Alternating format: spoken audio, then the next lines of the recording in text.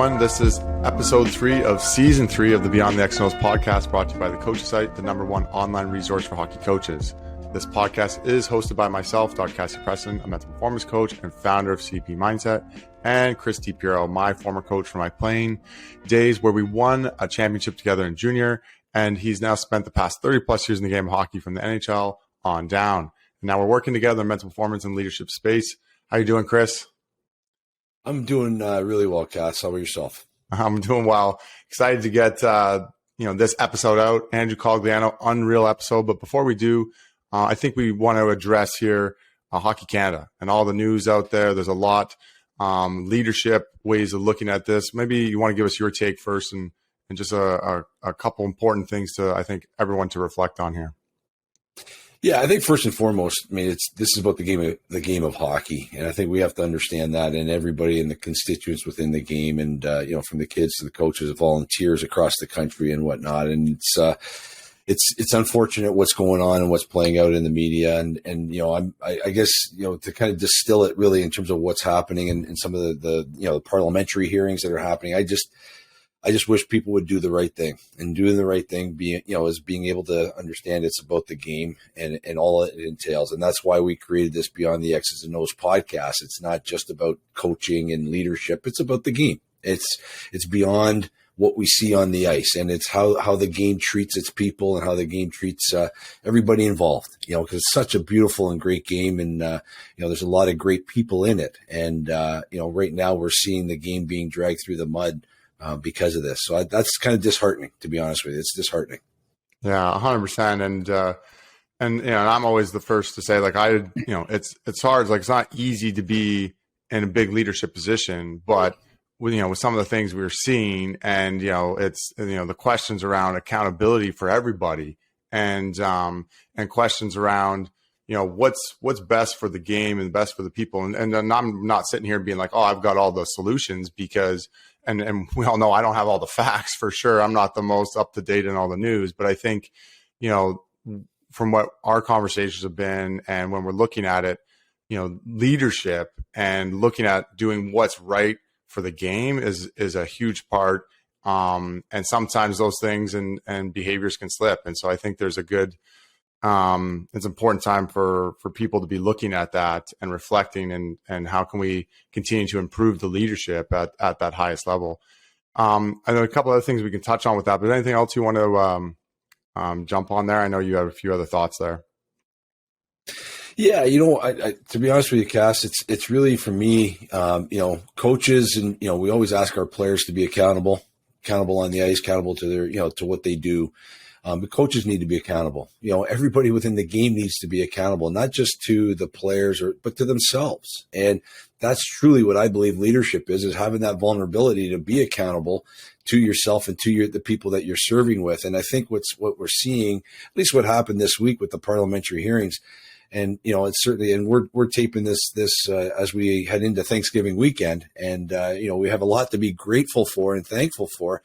But I think it's really the ability to recognize that, the doubling down and the protectionism that seems to have, occurred this week is really concerning to me, because again, it seems to be that seems to be an act of who you serve. I always ask from a leadership perspective, who do you serve?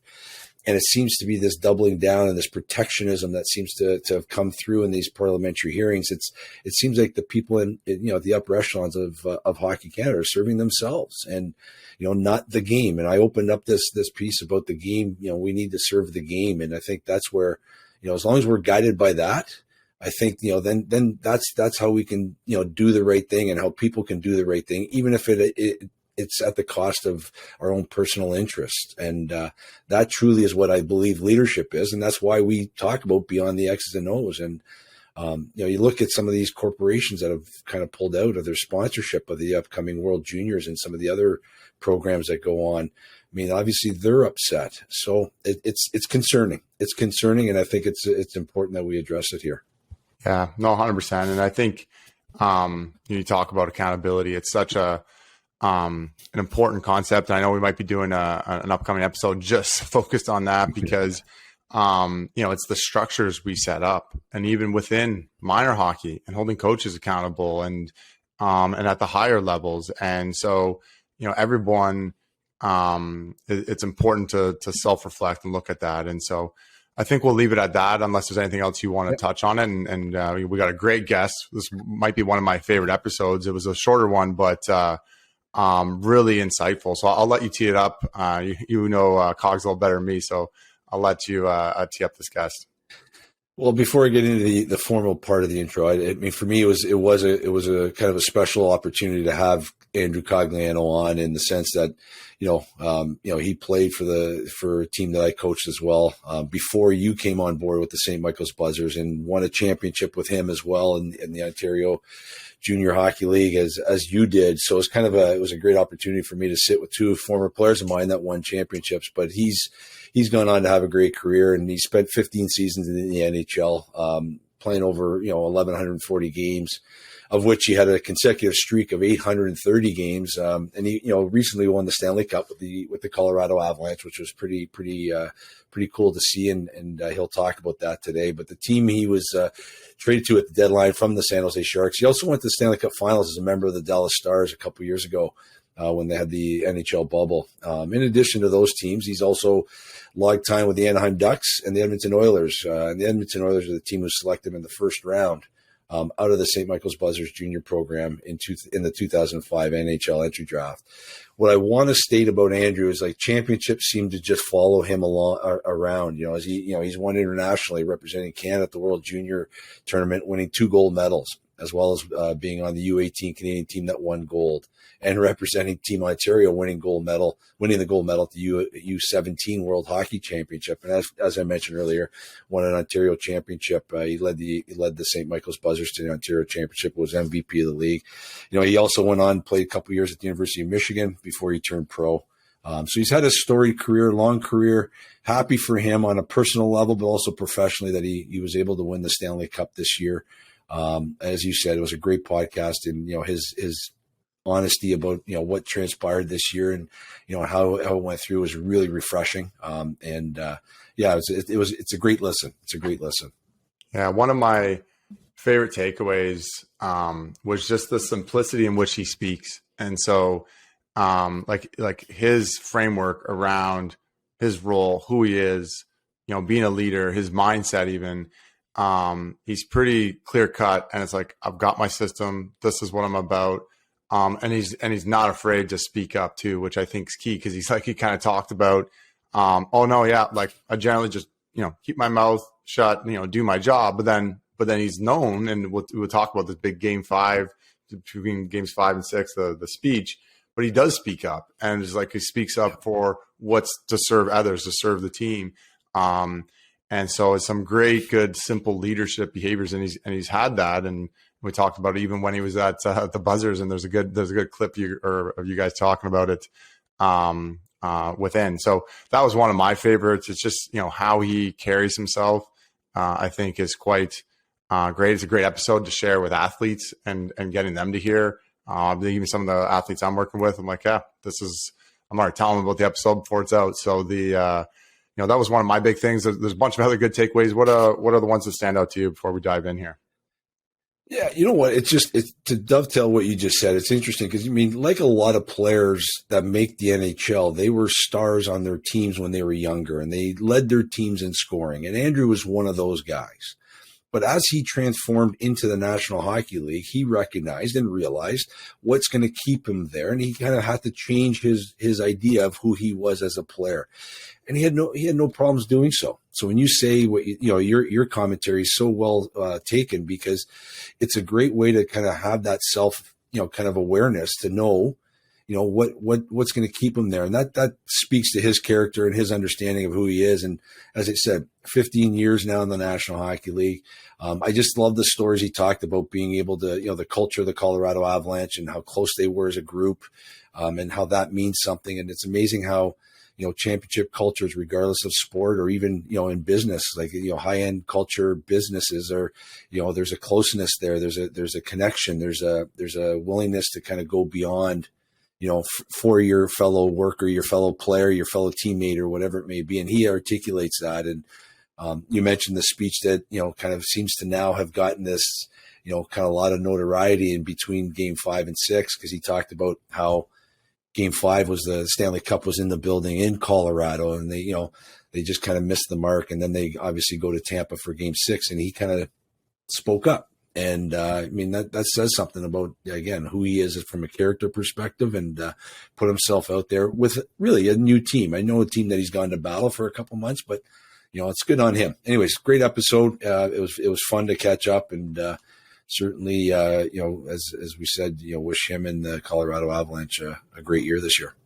Yeah. So we'll let the listeners dive in and enjoy it. Reminder, comment, like, share, subscribe, all that fun stuff. And love to hear your comments or feedback at any time. So enjoy the episode. The Coaches Site is hockey's leading online coaching resource and was created to provide hockey's top coaches, leaders, and performance experts with a platform to share their experience and insights with coaches and organizations of all levels, with the goal of enhancing the development opportunity for their players. A membership includes access to 500 hours of educational videos, a library of over 700 drills, articles breaking down the latest tactics and systems, and the opportunity to join a coaching community of over 15,000 coaches from around the world. Regardless of the level you coach, the Coaches Site is going to provide you the ultimate coaching toolkit. Listeners of the Beyond the X's and O's podcast can save 25% off an annual membership by using the code BEOutstanding when you register. Again, get registered today by using the code BEOutstanding at thecoachesite.com. CEP Mindset provides mental performance coaching to elite athletes, teams, coaches, and business executives so they can achieve consistent elite performance. Our one-on-one coaching programs help elite athletes break through their mental blocks and take their game to the next level. In addition, we offer team programs that help athletes improve their mental game and leadership skills. An important part of these programs is we work with you, the coach, to go beyond the X's and O's. We help you develop the human skills of leadership and become your listening partner. Just like athletes need coaches, so do coaches. And at CEP Mindset, we don't just work in sport. We also work with high-performing business executives and professionals, especially those who relate to being an elite athlete and want a similar approach to optimizing their performance in work and life. Find out more at cepmindset.com. All right. Well, thanks for another episode. Joining us for another episode of Beyond the X's and O's podcast. Today's guest, we have Andrew Cogliano. Andrew just coming off of a Stanley Cup championship run. So welcome, Cogs. It's great to have you. For me, this is great on the pod because I got you as a former player with the St. Michael's Buzzers on this, and then Cassidy Preston is a former St. Michael's Buzzer player. We all won championships, in terms of the OJHL provincial championship in Tier 2 in Ontario. So anyways, thanks, Cogs, for joining us, and congrats on the Stanley Cup. Yep. No, thanks. Thanks for having me, guys.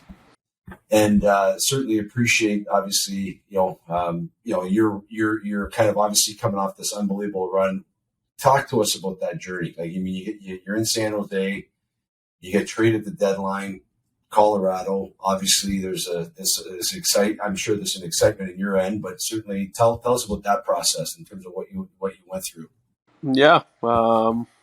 Obviously, as good as you could get, to be honest. I was in San Jose for half the year, and we won a playoff team, and that was kind of a tough scenario for me. I was fortunate to play in the playoffs for 10 years in a row, so being in that scenario wasn't ideal, wasn't really fun for me. But I caught a break in terms of having some teams interested at the deadline, and Colorado was one of them, and pushed my agent to get me there, and kept calling, and obviously they had a bunch of different things going on with players that they wanted to get, and I was a guy that they kind of got right at the end, and I had some relationships with guys on the team already there, so it kind of worked out. But no, just a dream scenario, really. It kind of worked out perfectly for myself, for the team, getting traded and at that moment, and then being able to be on a team like we were and win a cup. So it was basically picture perfect, really. How did you, in terms of that, going into that dressing room, they've got established, we'll say stars and leaders, but you're bringing this experience, over 1,000 games experience, Stanley Cup final experience with Dallas into the mix. How do you not so much assert yourself, but how do you fit in? How does that go? Like, is it kind of like a feeling out process? How did it work out for you in that respect? I was comfortable with a bunch of guys in the room already. I knew Nate. I knew players that I've had relationships before, so I thought that was fairly easy. And I just think that they were in a situation where they could have used some experience. I think that was maybe their downfall the year before and the couple of years before that. I feel like they had a team that was really highly talented, but maybe didn't have a lot of specific role guys, and I thought that that's what they wanted to change this year around. They got me, they got Lehkonen from Montreal, who's a really good player, a really good, probably a really high end role player, but Manson, who's a another kind of strong role player, and it seemed like that was what they wanted to do. They wanted to change kind of their mix and get some more experience and get some older guys, and so it was kind of, like I said, it was a match made in heaven in terms of what the team kind of needed and what I brought, and it worked out from my perspective and theirs. Awesome. I want to delve into that St. Louis series. So, you've been through a lot in terms of obviously seeing different things in the game. You kind of sit there and McKinnon scores 3 goals and whatever. You guys go up, but then in that one game, and then you lose the game. In terms of that, how do you rebound that? Like, is that like a seminal moment for you guys as a team to be able to say, okay, once you got over that hump, and it was, how did that, what was the dressing room impact there? Was anything that was done or said, or how did that go about? Yeah, that was a tough series. And thinking back on it now and the whole run, that was probably the toughest series. I thought they were very, a little bit of an unassuming team, to be honest. I thought we probably outplayed them every game, but they kind of were, they've been a championship team. They have guys that have won championships, and they kind of hung around in a lot of the games, and were able to kind of keep finding a way to make things happen. So, that was, a tough loss. Nate scored 3 goals. The building was absolutely electric. And obviously you're thinking about moving on. And, for these guys on our team and for the organization, the second round has kind of been a little bit of a hurdle for them. It really was. So, I think after that game, I definitely think there were some nerves.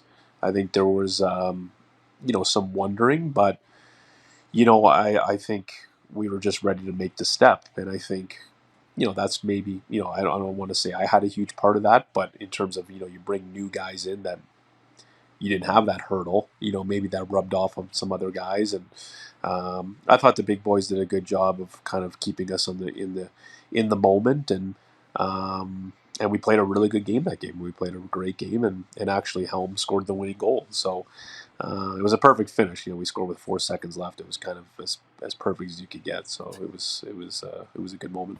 So Cass, I know you're dying to jump in. So I got to go back to that moment. You scored 4 seconds left, and I'll say this: when the camera panned to the bench, when that goal went in, and you were jumping up and down, and it's just the sheer joy, the excitement that you had on the bench there with your teammates. I just thought that to me is what hockey's about in terms of that. Like looking at that, like you're firing. Like I just thought that was awesome. I think that probably having that relief about being able to just kind of, okay, we're past the second round, we're on to the conference finals. That's got to feel good. Yeah, no, it was yeah. You can't really, at the end of the day, you think about playing and you think about the moments that mean anything, and those are the moments. Just having the complete. For us, that was a perfect moment. You scored with 4 seconds left. There's probably more of like a feeling of elation, really, that you don't have to go into overtime and to know the game is over. That's probably the biggest thing we took out of that. But, it's pure excitement, pure joy from the guys. And, that was a specific moment. That was probably one of the most specific moments of the run that I'll remember, just because the feeling was just amazing, knowing that, for me, I've been past the second round. I've been able to be in, conference finals. But I know for a lot of guys on that team, that was a big moment. Good. I'll jump in here because I know, Chris, you'll be priming at Michigan, buzzers, gold medals, all this other, results and success you've had. But, I'm really interested in too how you see yourself in the leadership role with Colorado there in that run, because I know there's lots of people have spoke about it, and and you kind of alluded to it a little bit already, but like being the new guy, have been around. How would you look at your role, especially through that playoff series, and like the little conversations or speaking up? And there's a few other questions out of that, but I just throw it to you that way, just because I think we're pretty interested to see it from your side of the lens here. Yeah, you know what? I approached coming here to just, I wanted to approach it. I was just going to try to bring value wherever that was going to be. To be honest, I'm coming from from a non-playoff team. My vision was just to get on the team, to be honest, and I knew that I would be able to find myself a role. I knew I'd be able to connect with a lot of the players, and I knew I'd be a guy that guys would, gravitate towards and maybe follow in terms of tough times, because I've kind of had experience in those moments. So, my vision was just to bring value, if that was playing on the second line, if that was on the fourth line, or that was out of the lineup. That was kind of my idea. To me, last year was basically, before that, when you're playing on a non-playoff team, you don't really know where the career is going to go, maybe at that point, to be honest. I think those are just thoughts that you have going through your head. But when I got there, it was just I was revitalized. So, that was my objective. But I thought my, I did a pretty good job of combining the guys on the team, to be honest. I think we have a really high-end talent group in terms of our top-end players, probably the most talented in the league, to be honest. And then I thought we had some younger guys and guys that would play in the bottom, 6 role, and maybe just wouldn't get the ice time as the other guys. And, at the end of the day, I think we needed a few guys in between, really. And I think I was one of those guys. I think Lehkonen was, Manson, that Sturm, the 4 guys that Joe brought in were kind of in between guys that kind of gelled everyone together. And, I will say it's probably the tightest group of guys I played with. I think that's why we won. We were a very tight group, and we still are this year. And I think that adds a lot to the overall team. Yeah, I think I love hearing that, Cox, because I know, obviously I've known you for a long, long time. And I guess with that, one of the things that I'm always amazed in talking about you is the fact that I think all you do is help teams win championships. And it's just kind of like a common theme that's gone through, the thread that you've had. And I think with that being said, is there, and there may not be, but is there in your mind any commonalities amongst championship teams that you have seen or that you can articulate about? Yeah, I think, it's respect for everybody on the team. I think everyone, to have a winning team, and I bet you'll ask probably the best players on our team now. The guys that probably made the biggest difference were the guys that no one really expected to, and I think with any championship team, I think every role is really it's just vital to the team's success, and when teams don't win, I think that's when, they have maybe too many guys pulling in the one direction and not other guys in the other direction. And I think our team was the pinnacle for that. I think we had guys that knew their roles and did it to just, complete perfection. And I think you need that. I think for hockey, especially. I think championship teams need everybody. It's a cliche thing, but I think we proved that this year to ourselves, really. I think the guys in the room were proof in the pudding. And like I said, there was big moments that, when you think about some of the biggest ones, there were probably guys that weren't the best players, to be honest. So, those guys usually carry the mail and get the job done in the end. But, team atmosphere is the biggest thing that leads to winning, really. Yeah, it's a funny thing because we ask this question a lot in terms of that, just trying to understand what that culture, championship culture is, and how much of it's created, organizationally, how much of it, where does that come from, like you say, from the management? Where's it come? How much of it's from like the coaches, and then the players? Obviously, I'm sure it's a combination of all three of those, and probably everybody else in between. Would you agree there? Yeah. I think winning is, I think it comes down from everyone. I think our GM and Joe, and there's a confidence throughout the team that you could feel.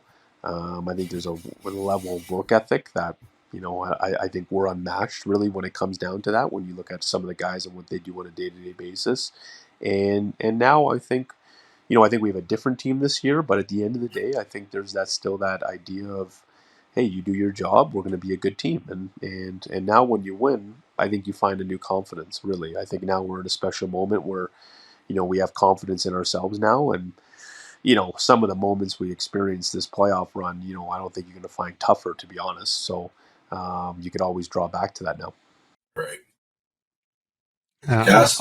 I'll jump in just to maybe prime you to elaborate on some of like what you feel is your role in helping create that respect, pulling guys together. Like I think you talked about combining the talent and the youth. Like what were some of the ways, obviously you don't tell us everything. Like that's kind of like it's, share what you're comfortable in a high level, but it's like, how would you describe that for, maybe other players listening or coaches encouraging their players to, how do we create those kind of that environment and culture, and what you saw your role in doing that? Because obviously, seems like you can do a pretty good job of it, and a lot to speak to that. I think for me, obviously, I have the age and experience to help me. I think that's a thing I have in my back pocket. So, but I'm not afraid to use my voice for ultimately what I think is beneficial for the team to win. Really, my individual goals are. I might have them, but they're not that important, really. They're more about, everything I'm thinking about, everything that I'm helping, if it's Nate or Gabe, it's strictly what I think is purposeful and what I think, will help have the team win, really. So, I think everyone's in a different position. I think star players have a little bit of both. They have to really focus on their game because individually they need to be good for the team to win, but I think you need players that really all their mindset is what the team needs to do in order to win. And if you have guys kind of pulling in that direction, then decisions get made. Sometimes decisions maybe the best players don't want to happen.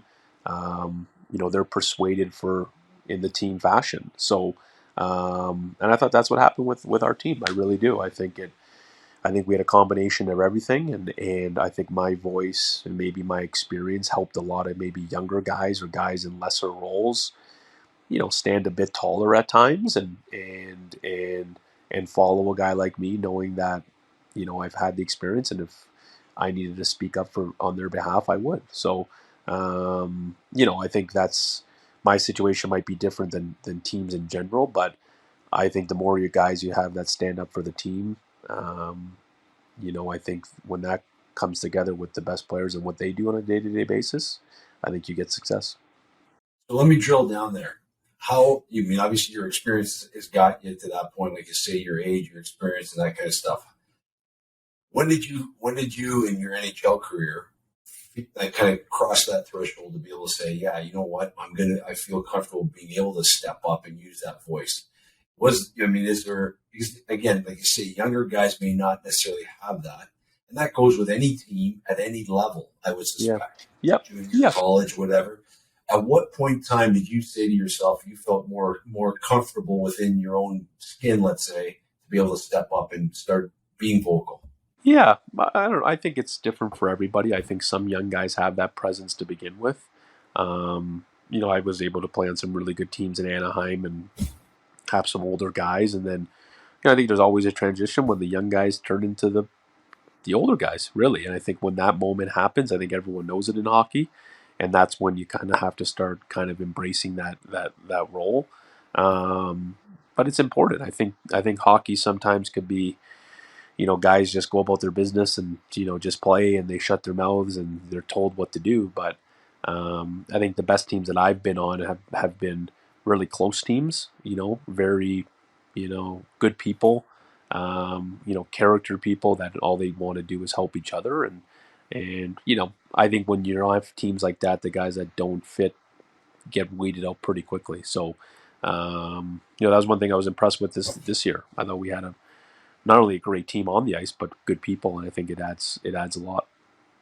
So I wanted to ask that question because I mean I you may not remember. I remember back in the day when I coached with the Buzzers, and there was a point in time we had a team meeting, and before the playoffs in the dressing room, every player had a chance to talk about what they needed to talk about.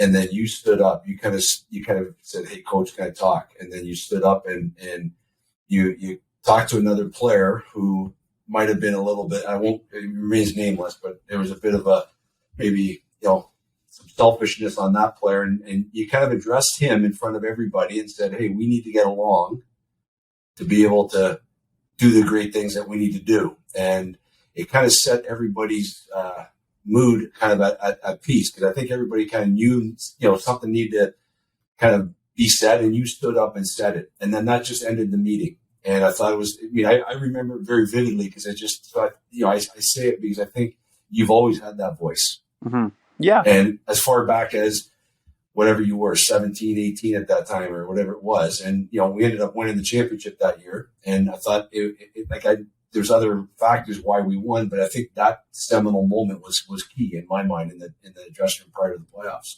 Yeah.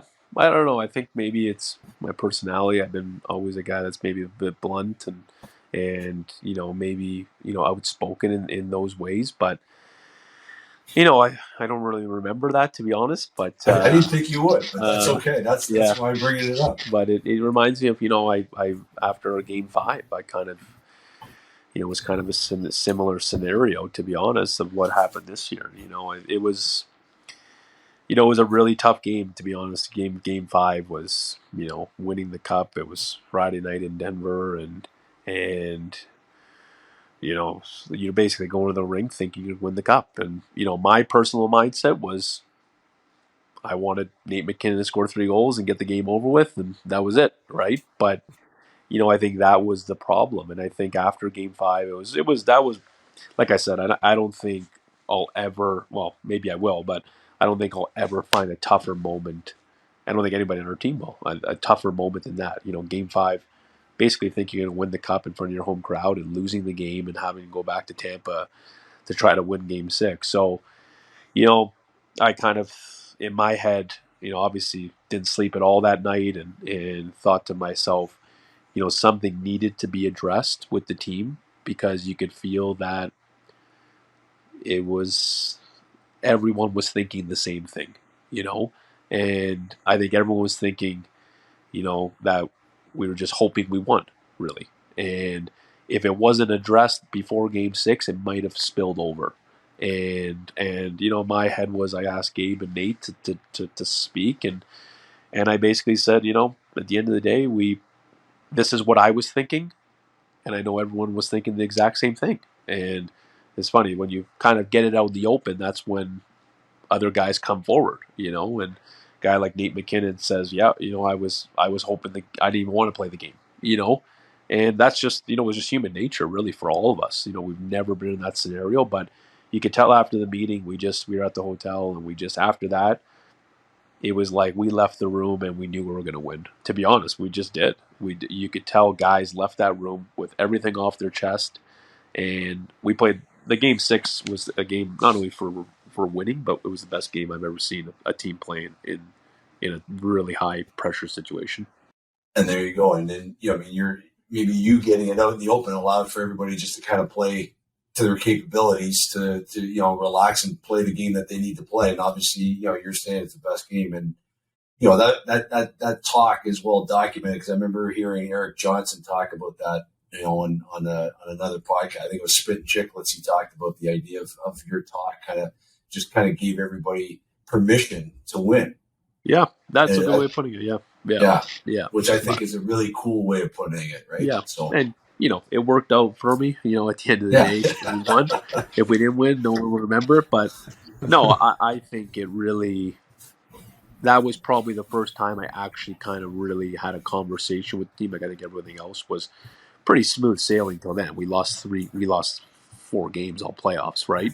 So I think it was the first moment where guys actually heard me talk, and I think it really just let us accept where we were and basically have no regrets. I think you could have easily went into that game 6 hoping you won again, then going back for game 7, and really that would be the last scenario we want to be in, right? So Yeah. I love that, Andrew. I think just to maybe elaborate on a bit, it's like thinking about your ability, like that the vulnerability there. It's like you kind of assume probably other people are thinking the same thing. There's this elephant, but it's like, hey, let's address it. And like, whatever reason or whatever, how you develop that. And like, Dib said, like when you were younger, like you were doing that, like I'm going to address an issue, and you're doing it out of a place for the sake of the team too, which I think is, you've drilled that mentality. And a lot of the athletes we work with, like sometimes we have to cultivate that, because a lot of athletes kind of develop like a me attitude, which actually hurts them, because then you're not working well with your teammates, creating championship cultures, which is better for the athlete in itself. So I was really happy you shared that and how you shared it. One of the funny things about it as well is like, it's kind of like you're at near the finish line. It like happens a lot with golfers. And it's like, you're like, don't run through the finish line. You're thinking like, just like, what's it going to look like when we win? What's it like? And it's like, no, let's be where we are. And so it sounds like you did a really good conversation breakdown for the team that way.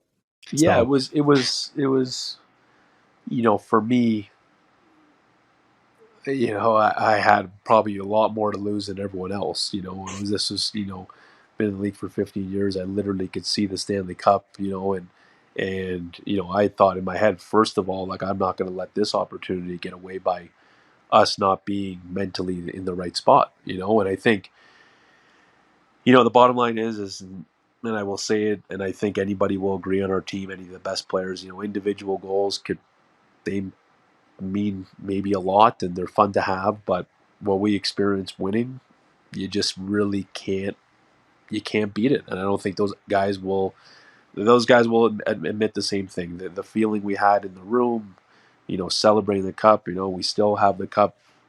The last couple of days, we had a barbecue and just sitting on the table, those moments are beat any individual goal out there. And sometimes it takes maybe a chance to win. You have to win to maybe notice that, but that's the honest truth. So, no, it was special. How much? Like obviously you said you got a great team. It's a different team. You lost some guys, but obviously does that? Are you like again? It's a dumb question, but I'm sure you understand now the path and the journey to get to that point. But it's got to fire you guys up to say let's run this back. I think it definitely makes you slow down a bit. I think now you see how long it takes and how hard it takes to win. So, do we need to come out of the gates and be torching the league on fire? Probably not. I think we approach this season as a ramp. I think we ramp it up and our team is our D are the best in the league. I really stand by that. They're just a phenomenal D core that make it really tough for teams to play against. And but for our team, I think we just got to be very, kind of focus on ourselves. Really, like I think there's going to be moments when it doesn't go well. We might go in a little stretch here and there, but I think our experience now, we know where we got to go to and how long it's going to take and how hard it's going to be. So, just kind of ramp up towards that. So I want to get to you because obviously 15 years in the league and whatnot. In terms of leadership, and you've articulated the idea that anybody can be a leader, both whether verbally on the ice in terms of how you play. How would you describe that for you in general? Like, what's leadership look like to you? Whether it be from a coach or you see like a Joe Sakic as the GM, and like in general for you, what is leadership? And how does that manifest itself in let's say the NHL game? Yeah, I think selfless. I think there's no hiding in especially in the NHL. I think who the leaders are. I think who the guys that are really selfless, people are. And I look at those. I think those are the ultimate leaders. I look at, he probably he's tough on himself, but I play with Jamie Benn in Dallas, and in terms of his play as a player, yeah, I think obviously it's maybe gone down a little bit in terms of what he used to be as a player. But when you look at it as a leader, I think he's probably the best I've seen. Even Landeskog on our team, I think there's a level of really they don't really care how they're doing as long as the team wins, and I think that is, and it's tough to do. It really is tough to do. I think there might be dark moments by yourself. There might be dark moments behind the scenes, but the real true leaders that I've seen, they never show it, no matter what. And those are the guys that you respect, and those are the guys that I would want to go to battle with. And like I said, I've seen Ben do that. I think Landeskog is the exact same way. They don't change, and unless the team wins, their attitudes don't change, and that means whatever their individual goals are or personal, whatever they're doing personally, and really it's on the back burner compared to team success. So, and that's tough. In the NHL, it's tough to do because it's a results. It's a business really, but those guys are two guys I've seen really live that. How, in terms of that, because you talk about Gabe, I know in junior when he played for the Kitchener Rangers, Steve Spott, who's a good friend of mine, was his coach. And Spotter always said, even then, he said, this guy will be a captain in the NHL. So he kind of had this leadership kind of quality back even when he was, at the OHL level. In your mind, is that kind of leadership kind of like, can one develop that over time? Can one, or is it something that you believe it to be innate from the beginning? I think you could develop it over time. I think when you really understand how important winning is, and really, the smart guys that realize that when the team wins, everybody looks good, really. The guys that can't figure that out are the guys that lose a lot, And I think, any winning team I've been on, everyone looks good. Everyone's praised at certain times. Everyone's doing somewhat of a good job. And the guys that maybe aren't even doing a good job get looked over because you're on a winning team. So the players that figure that out quicker are usually guys that play on winning teams and have success. And that's if you're on one of the best players or on the fourth line. It doesn't matter. At some point when you win, they still look at you that you're doing a good job, So the guys that figure that out quicker are usually the guys that get a little bit of both. Right. Yeah, I love that. And I think, it's articulated so well. I want to shift gears a little bit and just prime how important is, the mental game and players' mindsets and development, and especially as a leader and been in the NHL level, how much are you talking with other guys one-on-one? How much do you feel like that's impacting the players, last year in Colorado and your experience so far in the NHL? Yeah, I think the mental game I think it's vital for success. I would look at it. I think it's about 60-40, even 70-30. I even looked at myself this playoffs, and I just think about my mindset going into this playoffs, and I was just rock solid mentally. Really, I went into a world a focus that I've never kind of experienced before, and that included just being in the moment, staying away from news and kind of staying away from conversations. And, no matter if it was a win or loss, I approached the game a certain way, and I went and did the same thing over and over again. And to be honest, I think for myself, I found now a recipe that works for me, that makes me play at a high level, but also I noticed the team had success too. So I think it's, I went through the finals. I don't even think I answered anybody on a text message, to be honest, for 2 weeks. But, that was my way of saying, I'm going to be here. I'm going to be in the moment. And it worked for me. Even the last game, I didn't even look at the clock until 2 minutes left. But I think there's a level of mental edge that if you find, I think it really helps in the NHL because it's just a tough league. How, in terms of that, I think that's such a key aspect in terms of an example that, younger guys in the league and probably, they can pay heed to. How hard is it for younger guys to understand that, or do some younger guys understand it more now than ever? Or what's your thoughts? Yeah, I think they're starting to get there. I think I think when guys start to look into that more and explore that, I think they reach and they get enlightened a bit. To be honest, I think they start thinking, "Wow, this really helps." I know some people that I've put on to people I've used, and they let me know that it was the best thing they've ever done. Sometimes you just need someone to talk to. You need a plan. You need to know how to react and figure out situations that come, and sometimes you just don't know how to do that personally. But I think it's 70-30. I really do 60-40 at least. The mental side of it, it's just such a grind of a game that you need to be on top of it.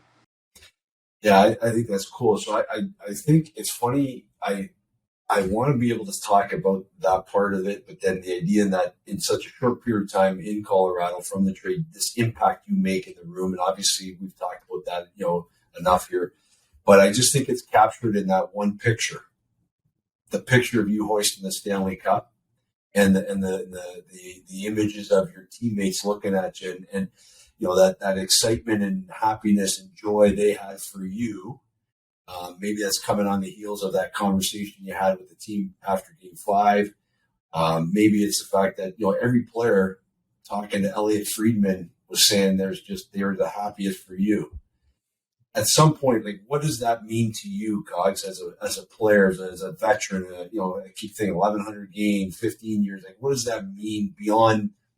Like, you win the Stanley Cup, awesome. That's it. But then to have your teammates kind of have that kind of excitement, admiration, joy, respect of you.